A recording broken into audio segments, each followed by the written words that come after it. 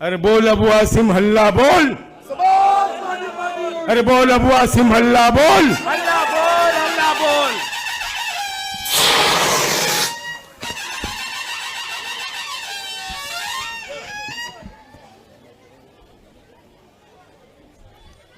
आदरणीय चंद्रकांत हिंदोरे साहब, राखी जादव साहिबा, फाद अहमद साहब, मोहतरम यूसुफ अबरानी साहब, मिराज सिद्दीकी साहब, फाद आजमी साहब, अहमद अली साहब, ज़ेबा फालके साहबा, हकीम भाई, नूर मोहम्मद मुन्ना साहब, शबाना वकील साहबा, आदिल खान साहब, मुस्तकीम भाई, रुखसाना सिद्दीकी साहबा, एडवोकेट सुफियान खान साहब, मरजूक साहब, रफ़ीक साहब, सैफ साहब, अब्दुल्ला साहब, अयूब खान साहब, अतीक साहब, नूर साहब, नौशाद साहब, साजिद साहब, तंजीम साहब, नवाब जो बहुत नारा लगाता है, यहाँ मौजूद तमाम दोस्तों, साथियों और बहनों,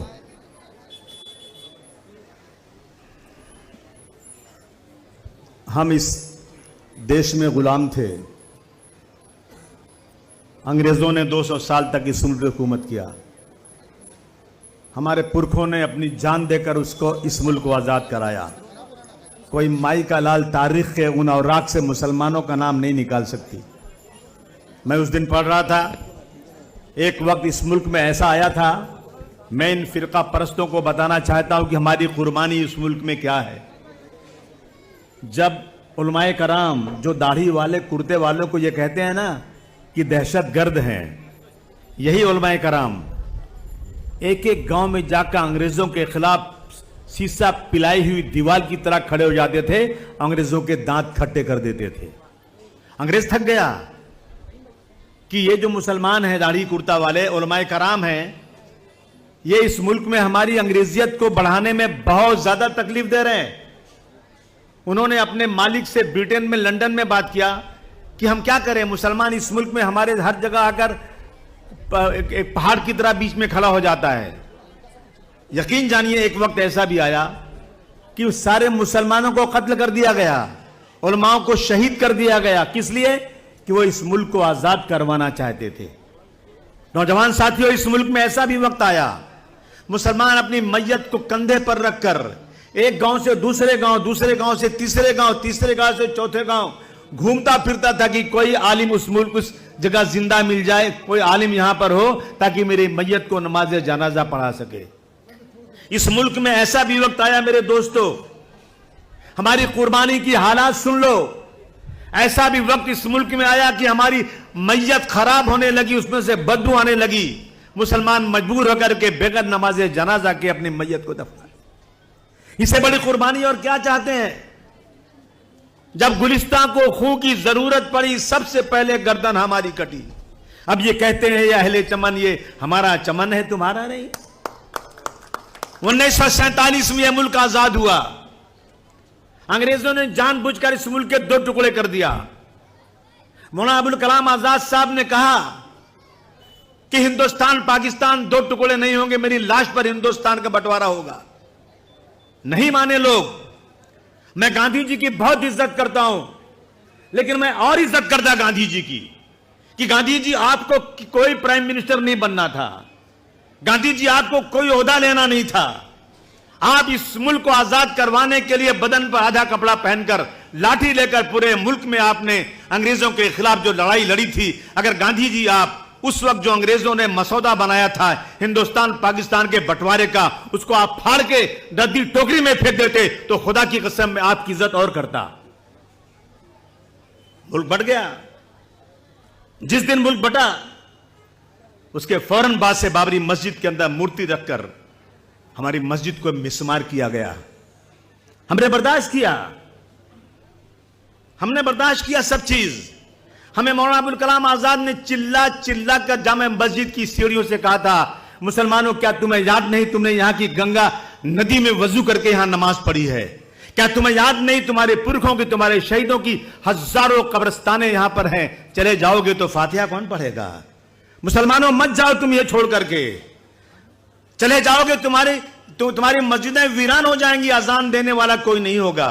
मत जाओ इस मुल्क को छोड़कर, तुम्हें ताजमहल का हुस्न पुकार रहा है, तुम्हें लाल किले की दीवारें चिल्ला रही हैं रुक जाओ, तुम्हें अल्लाह का वास्ता है तुम रुक जाओ, इस मुल्क को छोड़कर मत जाओ, तुम्हें हम कोई खैरात नहीं, तुम्हें इस मुल्क में हक देंगे। जो कानून बनेगा वह मुस्लिम, हिंदू, सिख, ईसाई सबके लिए एक तरह का कानून बनाएगा। खुदा की कसम, जितने पाकिस्तान गए थे ना, उससे बहुत ज्यादा हिंदुस्तान में रहकर पाकिस्तान मुर्दाबाद का नारा लगाने लगे। नहीं गए पाकिस्तान। बदन में दौड़ता सारा लहू ईमान वाला है, बदन में दौड़ता सारा लहू ईमान वाला है, मगर जालिम समझता है कि पाकिस्तान वाला है। कहीं भी छोड़कर अपनी जमीन नहीं जाते, कहीं भी छोड़कर अपनी जमीन नहीं जाते, हमें बुलाती है दुनिया, हम ही नहीं जाते। इन मुहाजिरों से अच्छे तो परिंदे हैं, शिकार होते हैं लेकिन कहीं नहीं जाते। आज हालात क्या देश के हैं दोस्तों? ये जो गद्दार थे वफादार बन गए, जो गद्दार थे वफादार हैं, जो वफादार थे उनके साथ क्या हो रहा है इस मुल्क के अंदर, आपने देखा नहीं? उस्ताद का दर्जा बहुत बड़ा होता है। कहते हैं मां बाप के बाद अगर सबसे बड़ा किसी का दर्जा है तो उस्ताद का होता है। एक औरत एक स्कूल के अंदर एक बच्चे को खड़ा करती, छोटे से बच्चे को, और बच्चा मुसलमान रहता है, और कहती है आओ इसको मारो। फिरका परस्ती की हद है ये, इससे बड़ी फिरका परस्ती और क्या हो सकती है? बच्चा स्कूल में जा रहा है, वहां पर ड्रेस कोड है कि पता नहीं चले कौन गरीब है कौन अमीर है, पता नहीं चले कौन हिंदू है कौन मुसलमान है। वो पढ़ाने वाली टीचर जिसका दर्जा मां बाप के साथ बहुत बड़ा होता है, उसने बच्चे को स्कूल में खड़ा किया और कहा आओ हिंदू बच्चों इसको मारो। एक बच्चा आ रहा है उसको मार रहा है, वो रो रहा है, दूसरा आ रहा है उसको मार रहा है, रो रहा है, तीसरा आ रहा है उसको मार रहा है। क्यों मार रहा है? ये मुसलमान है। क्या इसीलिए इस मुल्क को आजाद करवाया गया था? इसीलिए एक बंदूक लेकर पुलिस वाला घुसता है ट्रेन के अंदर। हैदराबाद की एक पार्टी थी, उन्होंने देखा कि ये बंदूक लेके अंदर आ रहा है, उन्होंने रोका उसको। उनको दाढ़ी नहीं थी, उसके समझ में नहीं आया कि मुसलमान है कि हिंदू है। उसको खींच के साइड में किया और उनका मुलाजिम जो दाढ़ी रखे हुए था उसको अंदर से खींच के बाहर लाया और गोली मार दिया। 3 लोगों को गोली मार दिया। क्यों मार दिया? कि ये मुसलमान है। क्या कहता है? उनकी लाश पर पैर रखकर कहता है कि इस देश में रहना है तो मोदी और योगी कहना पड़ेगा, मोदी और योगी को वोट देना पड़ेगा। ये हालात हमारे देश में हो रहे हैं आज। आप मानते हैं कि नहीं मानते इस बात को? अभी मुझे कल एक साहब कह रहे थे, आसिम भाई मुझे गुजरात के आगे जाना है, चिलिया थे, मैं ट्रेन में कैसे जाऊं? मेरी दाढ़ी है, मेरी बीवी बुर्का पहनती है, मैं जाऊं अगर कोई मारे तो मैं क्या करूंगा? कौन सपोर्ट करेगा? कौन संभालेगा मुझे? आज ये हालात देश में हो गए हैं। जब जिसको चाहा उठा के मार दिया। एक लौंडा है, नाम नहीं लूंगा मैं, इसको टिंगना सा है, समझे कि नहीं समझे?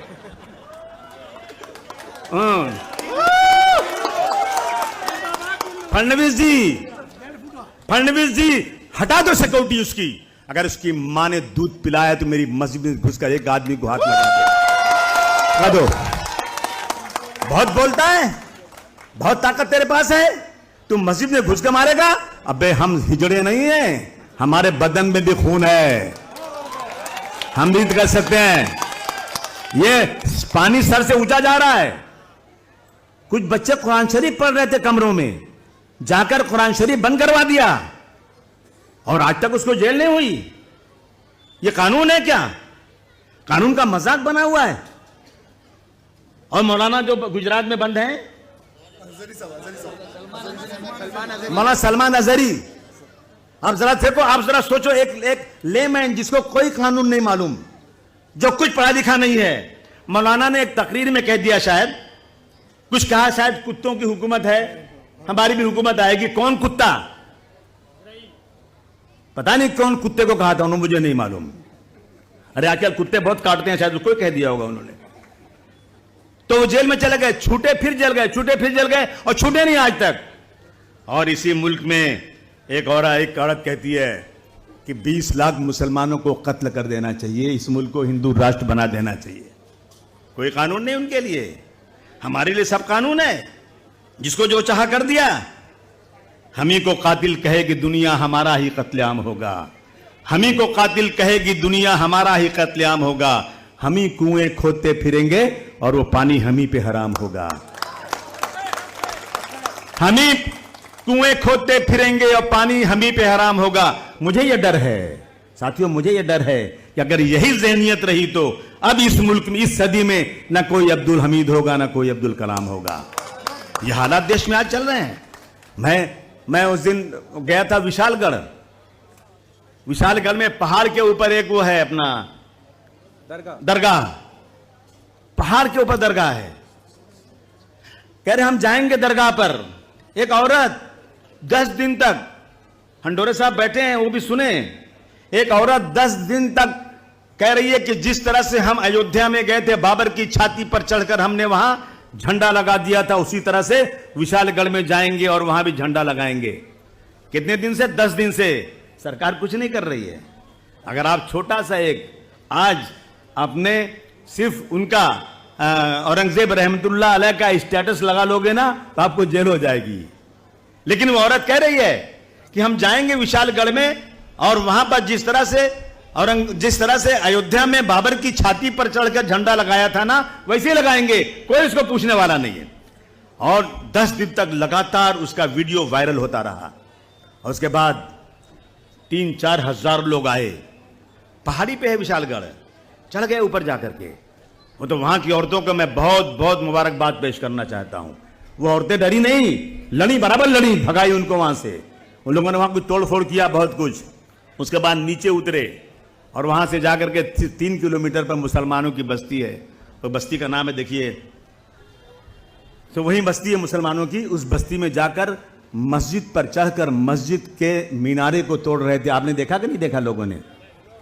अफसोस कि हम जिंदा हैं आज और हमारी मस्जिद का मीनारा टूट रहा है। मस्जिद के अंदर घुस करके मस्जिद में कुरान शरीफ पूरा जला दिया। मैं गया तो मैंने देखा फर्श पूरा काला था, वही जलाया था उन लोगों ने। और उसके बाद जितने 40-50 घर थे मुसलमानों को सब तोड़ दिया। औरतें अपने बच्चों को लेकर जंगल में छुप गई बेचारी।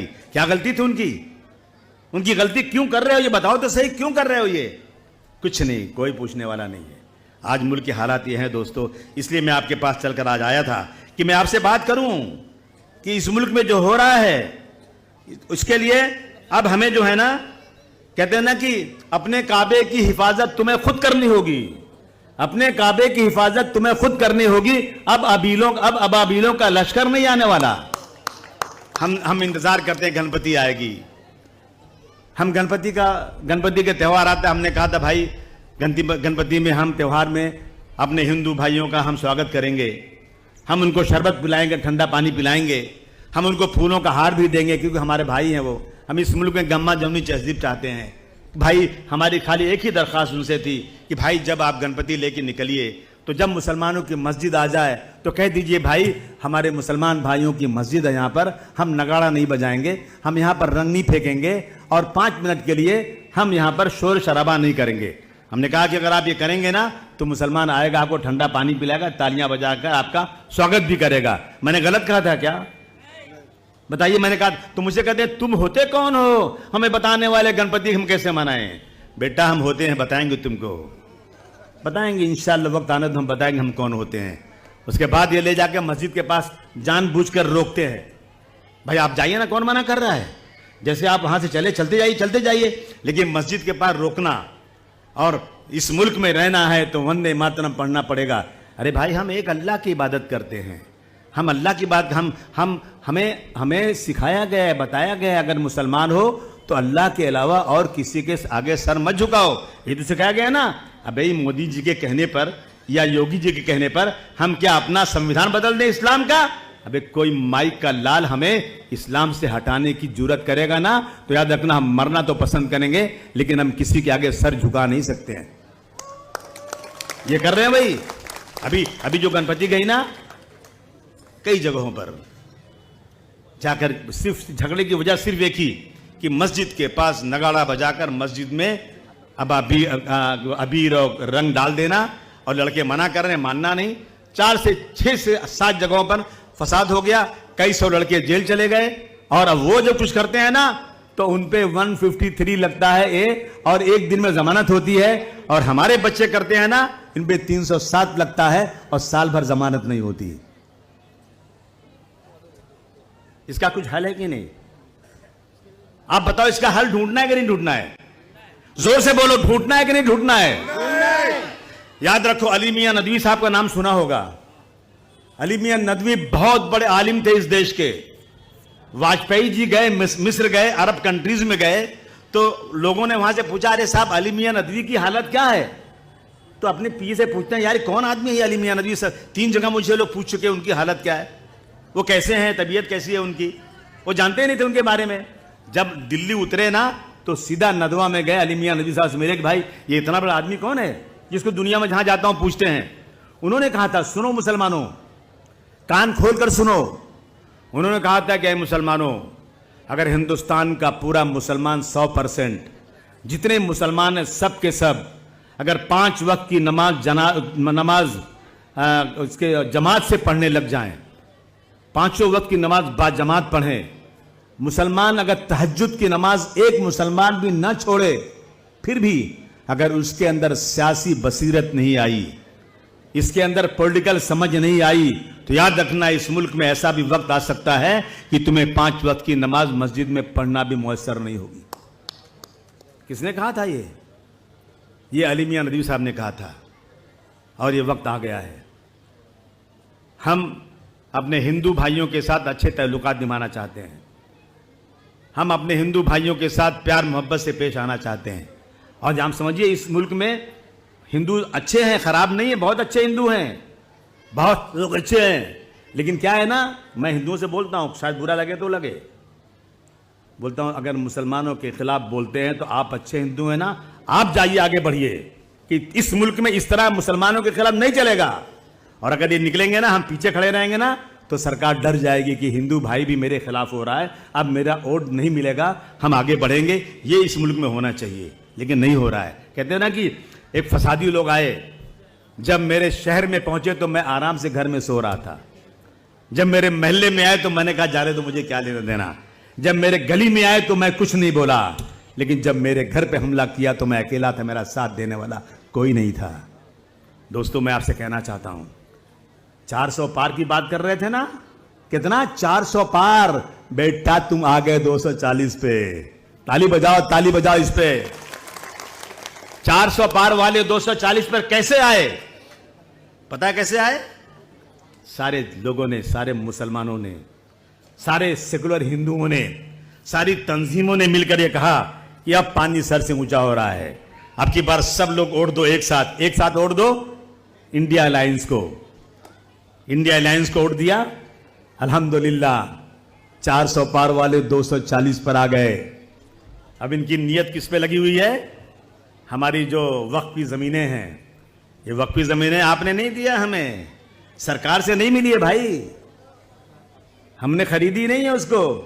ये जमीनें मुसलमानों ने अपने दरगाहों के लिए, मस्जिदों के लिए, यतीम खाने के लिए, ये जमीनें उन्होंने वक्फ किया है। कि जब आदमी सोचता है कि अब तो मेरी उम्र बढ़ गई है, या अल्लाह ने मुझे बहुत ज़मीन दिया है, मैं इस ज़मीन को अपने सवाब के लिए, ताकि मेरे मरने के बाद अल्लाह ताला इस ज़मीन के एवज में मुझे सवाब दे दिया, उन्होंने दरगाहों को दे दिया, बड़ी बड़ी ज़मीनें।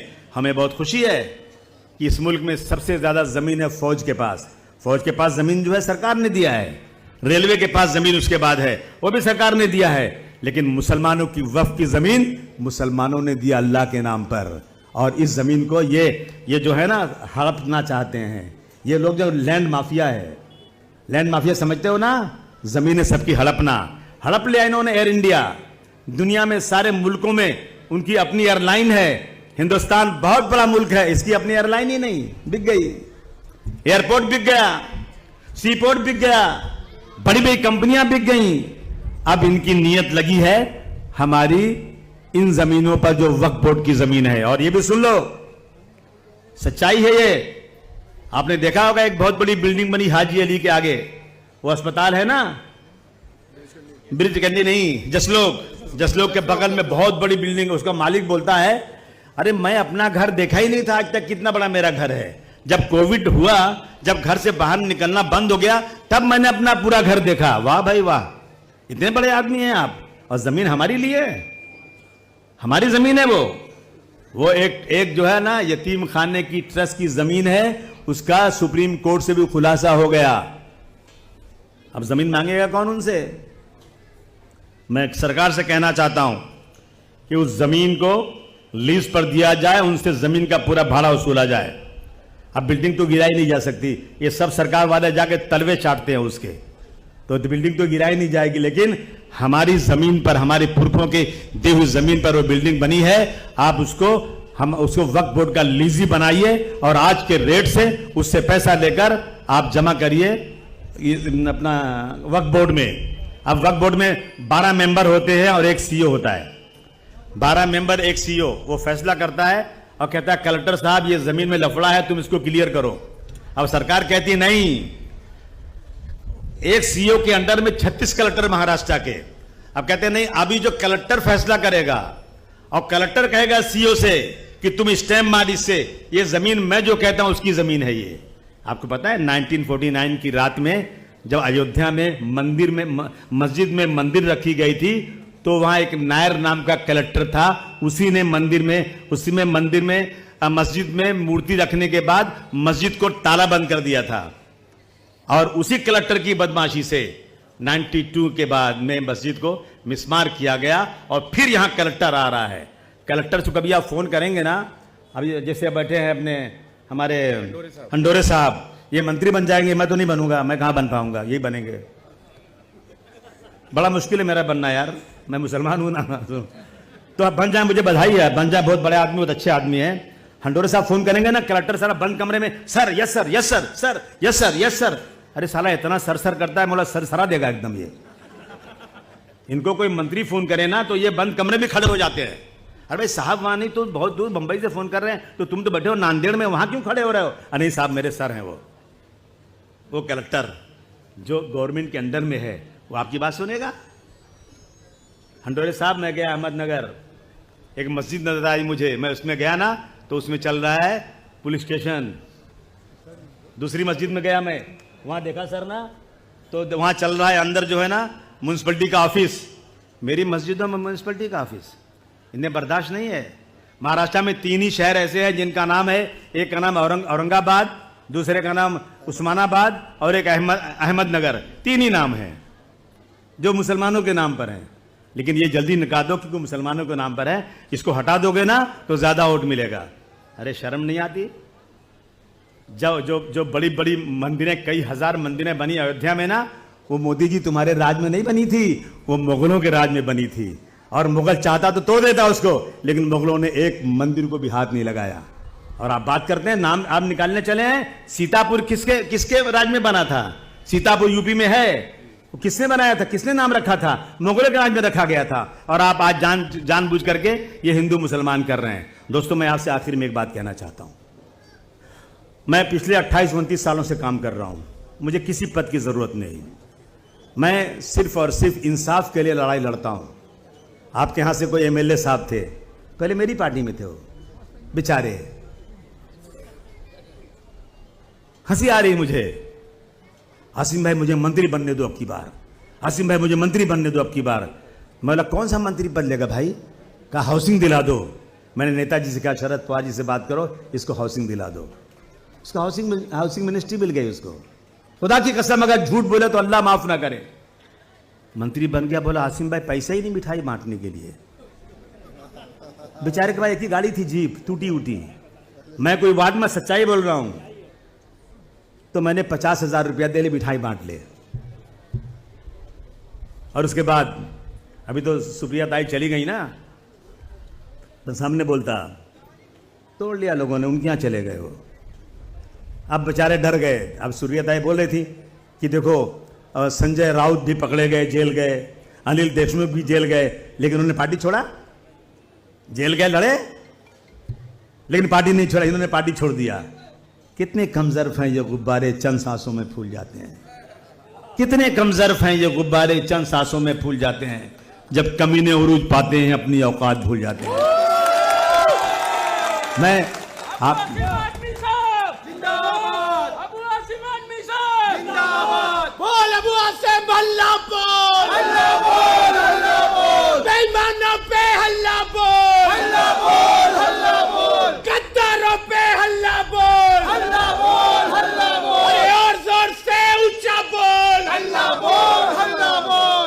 दोस्तों, मैं 29 सालों से काम कर रहा हूँ। 19 मैं जेल में बंद था ना, जिस दिन जेल से छूटा उस दिन मैंने ये सोचा खुदा की कसम कि कुत्ता और बिल्ली भी अपने बच्चों को पाल लेती है। अबू आसिम, अगर तुम इस दुनिया में अपने बच्चों के लिए जिया तो इंसान नहीं जानवर है। उस दिन मैंने कसम खाया, वो दिन आज का दिन है। आज का दिन है। आज तक मेहनत कर रहा हूं। मैं किसी पार्टी में गया आज तक? मैंने कोई मंत्री पद के लिए कोई पार्टी छोड़ा? नहीं। लड़ूंगा किसी के सामने घुटने टेकने का नाम अबू आसिम आजमी नहीं है। अब इनको लड़ना है मेरे इलाके से। अबू आसिम को हराना, आओ हरा दो, कोई फर्क नहीं पड़ता। अल्लाह पाक जिसको इज्जत दे, हरा दो। ये कोई जन्नत जाने का रास्ता नहीं है, कोई जन्नत का रास्ता नहीं है। हार जाऊंगा कोई बात नहीं, लेकिन एमएलए लीडर नहीं होता, एमपी लीडर नहीं होता। लीडर तो जनता बनाती है यार, जो लीडर होता है। गांधी जी हमारे इलेक्शन लड़े थे, क्या करी? उनसे बड़ा कौन लीडर दुनिया में है? मुझे बताओ। डॉक्टर भीमराव अंबेडकर साहब लड़ते थे, कांग्रेस लड़के सामने से हार जाते थे वहां पर। और उसके बाद मुसलमानों ने सोचा, मुस्लिम लीग ने सोचा कि इतना बड़ा इंटेलेक्चुअल आदमी है, इसको पार्लियामेंट जाना चाहिए। तो मुस्लिम लीग ने कलकत्ता में वेस्ट बंगाल से अपनी एक सीट पर उनको पार्लियामेंट भेजा। एक बार गए वो बस, लेकिन वो लीडर है। उनका नाम लीडर, जिन्होंने अपनी कौम के लिए, इस देश के लिए जो काम किया ना, रहती दुनिया तक कोई माइक के अलावा उसको बोल नहीं सकता। उनको बोलते लीडर। अबे यहां 25 10 बार एमएलए एमपी चुन के जा रहे हैं, कुत्ता पूछता नहीं उनको? लीडर बनो, लीडर। एमएलए एमपी क्या होता है? मैं एमएलए बनूं या नहीं बनूं, लेकिन मैं तुम्हारे सामने तुम्हारी सेवा के लिए अपनी जान देने को भी कुर्बान रहूंगा। समझ लेना इस बात को। इसको होते हैं जिंदाबाद, जिंदाबाद। अल्लाह बोल, अल्लाह बोल, अल्लाह बोल, अल्लाह बोल। अब उनको लड़ना है, उनकी बिटिया को भी लड़ना है, बहन को भी लड़ना है। अरे भाई सबके सब लड़ना है, सबको लड़ना है, सबको एमएलए बनना है। दोस्तों, हम कहते हैं हमको जो है अपने मुस्लिम कैंडिडेट को चुन के लाने देना है, मुस्लिम कैंडिडेट को चुन के लाना है। बोलते हैं ना सब लोग कि ज्यादा से ज्यादा मुसलमान को चुन के लाने देना है। तो हमारे लोग हमारे दुश्मन, अपने ही दुश्मन हैं। मैं उस दिन कुछ पढ़ रहा था, एक शेर पढ़ रहा था। कहां चला गया मेरा शेर यार? न जाने क्यों मेरा दोस्त मुझको आजमाता है, न जाने क्यों मेरा दोस्त मुझको आजमाता है, जिसे आगे बढ़ाता हूं वही मुझे पीछे हटाता है। जिसे आगे बढ़ाता हूं वही पीछे हटाता है। खता इसमें तेरी क्या है, ये मेरा ही मुकद्दर है। खता इसमें तेरी क्या है, ये मेरा ही मुकद्दर है। सहारा जिसको देता हूं वही पीछे गिराता है। तरस भी मुझको आता है, हंसी भी मुझको आती है। तरस भी मुझको आता है, हंसी भी मुझको आती है। मेरा पाला हुआ कुत्ता। चुप बच्चा। मेरा पाला हुआ कुत्ता मुझे आंखें दिखाता है। क्या जमाना आ गया भाई। इसलिए दोस्तों, कहते हैं ना, समझ में कुछ नहीं आता, यकीन किस पे किया जाए। समझ में कुछ नहीं आता। मैं तो सुप्रिया सुरे जी को पढ़ने सुनाने वाला चली गई वो, लेकिन उनके पार्टी के लोग जाके बता देना आसिम भाई शेर पढ़ रहे थे। समझ में कुछ नहीं आता, यकीन किस पे किया जाए। गला तो भाई भी दुश्मन से मिलकर काट देता है। गला तो भाई भी दुश्मन से मिलकर काट देता है। बुलंदी पर पहुंचने की दुआ किसके लिए मांगू? बुलंदी पर पहुंचने के लिए दुआ किसके लिए मांगू? जिसे सर पर बिठाता हूं वही सर काट देता है। दोस्तों, अब की बार सब एक हुए ना, तो 400 पार वाले 240 पे आए। मानते हैं कि नहीं मानते हैं आप? बोलिए, सब मानते हैं कि नहीं मानते हैं? एक हो जाएं तो बन सकते हैं खुर्शीद व मुबीन, वरना इन बिखरे हुए तारों में से क्या बात बने। उस कौम को जिसमें सुबह से शाम तक 5 बाजार होती है, और मौलाना साहब कहते हैं मस्जिद में ये कंधे से कंधा मिलाकर खड़े। मैं भाई कंधे से कंधा क्यों मिलाऊं? कहा एकता के लिए। सुबह जाओगे फजर की नमाज में ना, तो मस्जिद में पढ़ना। अगर घर में पढ़ते हो ना, हुजूर सल्लल्लाहु अलैहि वसल्लम कहते हैं कि मेरा दिल होता है कि मैं घरों को जला दूं, मस्जिद में पढ़ने आओ। क्यों? मस्जिद में पढ़, मेरे घर में भी जगह पढ़ने की, वहां क्यों नहीं पढ़ूं? इसलिए कि सब आएंगे, मुलाकात होगी। कोई एक भाई नहीं आएगा ना, तो मालूम पड़ेगा क्यों नहीं आया, पूछना उससे, जाकर उसके घर पे हाल चाल पूछना, कहीं बीमार तो नहीं है, कोई तकलीफ तो नहीं है। इसीलिए ना, इसीलिए कहा गया है इज्तिमाइयत। अगर हम लोग एक हो जाएं, हम एक होकर के किसी मुस्लिम पार्टी बनाने की बात नहीं कर रहे हैं। हमने किसको वोट दिया? हमने दिया उद्धव ठाकरे को वोट। किसको दिया? बाला साहब ठाकरे के लड़के को वोट दिया। क्यों दिया? कि बीजेपी को हराना था हम लोगों अब की बार। और आपने माशाअल्लाह शिवसेना के उम्मीदवार को, अनिल जी को यहां से चुन कर दिया। मैं तालियां बजाकर स्वागत करना चाहता हूं आप लोगों का। हर जगह से हारते हुए आते हैं, मेरे इलाके से मेरे नौजवान उनको इतना वोट देते हैं, वो चुनकर चले जाते हैं। लेकिन हमारी बात भी उनको याद रखना चाहिए। हमारे ऊपर जुल्म ज्यादती होना तो इन लोगों को खड़े होकर बोलना चाहिए। हम सिर्फ वोट देने के लिए नहीं बने हैं, हम वोट देंगे, हमारी भी सुरक्षा इस मुल्क में होना चाहिए। हमें नौकरी मिले ना मिले, देखेंगे कब मिलेगी, हम सब्जी बेचकर अपना पेट पाल लेंगे। लेकिन मेरे दुनिया में जितने लोग हैं एहतराम के काबिल, दुनिया में जितने लोग हैं एहतराम के काबिल, मैं सबको मानता हूं मगर मुस्तफा के बाद। मेरे लिए मर जाने का मकाम है कि मैं अपने जीते जी अपने कानों से सरवर आलम हुजूर सल्लल्लाहु अलैहि वसल्लम के बारे में तौहीनी अल्फाज सुनूं। हो रहा है इस मुल्क के अंदर, मैं कुछ नहीं कर सकता हूं। मैं गवर्नमेंट से मैं कहना चाहता हूं, हंडोरे साहब से गुजारिश करना चाहता हूं कि आप सत्ता में आएंगे, अब की बात सत्ता में आने के बाद मुसलमानों को नौकरी मत देना। नहीं चाहिए हमके सड़क बने ना बने, लेकिन एक कानून जरूर बनवा देना। अगर हुजूर सल्लल्लाहु अलैहि वसल्लम के खिलाफ, कुरान शरीफ के खिलाफ, मस्जिदों के खिलाफ, शरीयत के खिलाफ किसी ने बोला तो उसको टेररिज्म के कानून में 10 साल बंद करो, साले की जमानत ना होने पाए। बोल अबू हाशिम अल्लाह बोल, अल्लाह बोल, अल्लाह बोल, बोल अबू हाशिम अल्लाह बोल, अल्लाह बोल, अल्लाह जो सरकार निकम्मी है वो सरकार बदलनी है, जो सरकार निकम्मी है वो सरकार बदलनी है। कितना बर्दाश्त करेंगे हम? नहीं चाहिए नौकरी हमको, हम सड़क पर लेबर का काम करके जी लेंगे। लेकिन जीते जी हमारी मस्जिदों पर हमला कोई करे, मस्जिदों पर आके गेरुआ झंडा लगा ले, मेरी मस्जिद के सामने आकर मुझे गाली दे, ये हम बर्दाश्त नहीं कर सकते।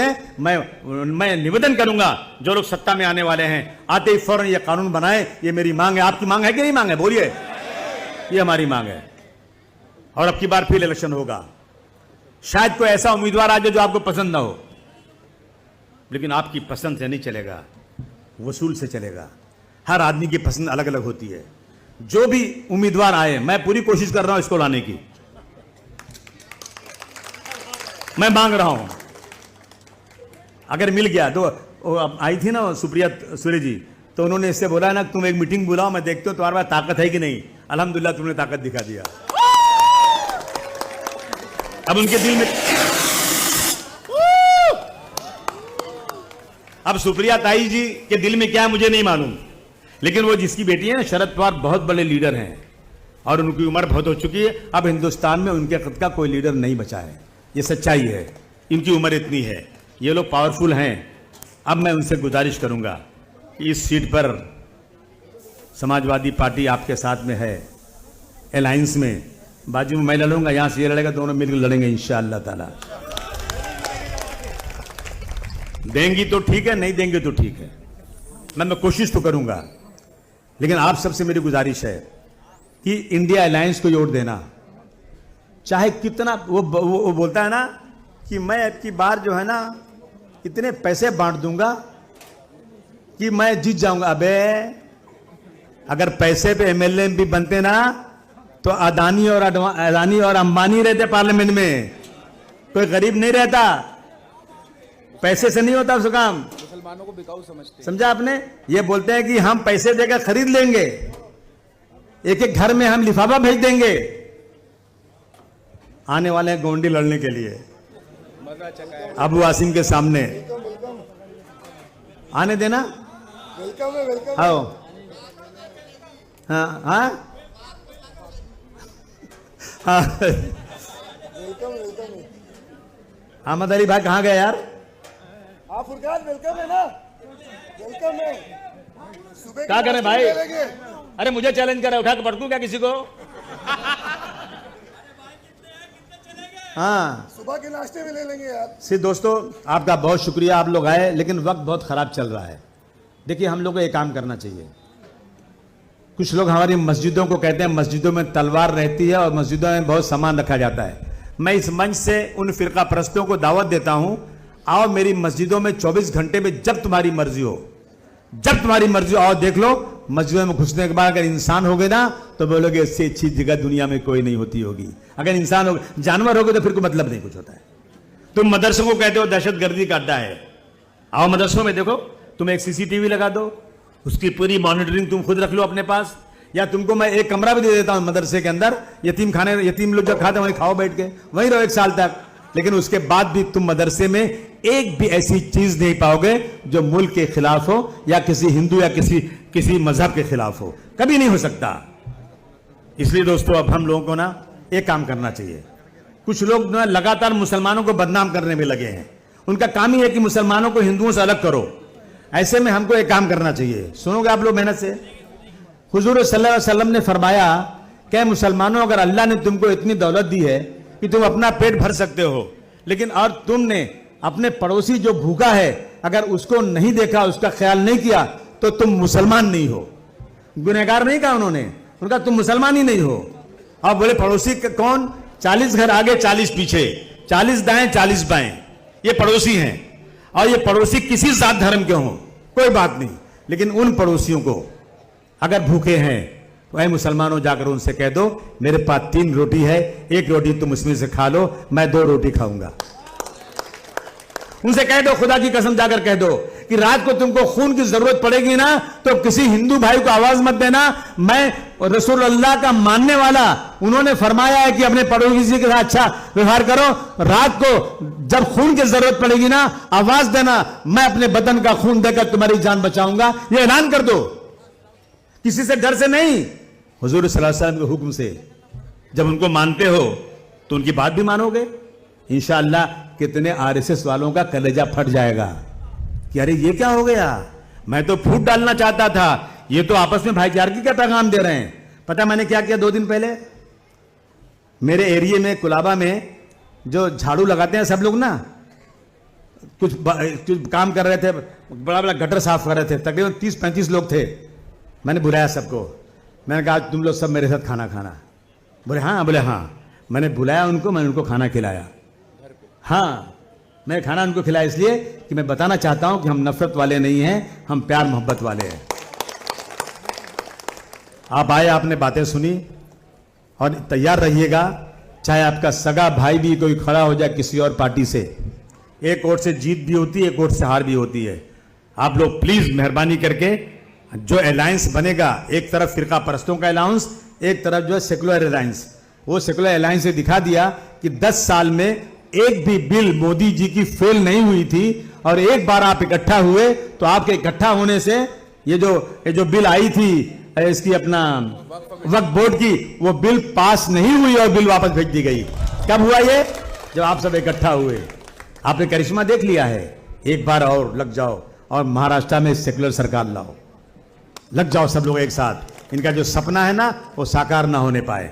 एक बात की बार, एक वोट, और वोट दिलवाइएगा, अभी भी टाइम है।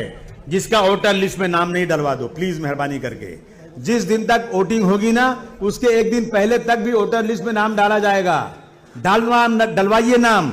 मैं एक गली में घुसता हूं, बहुत नाम डलवाने के बाद भी आज भी 50-50, 100-100 नाम गलियों में बाकी हैं, नाम डलवाए नहीं उन्होंने आज तक। ये भी एक सदका है, सदका है भाइयों।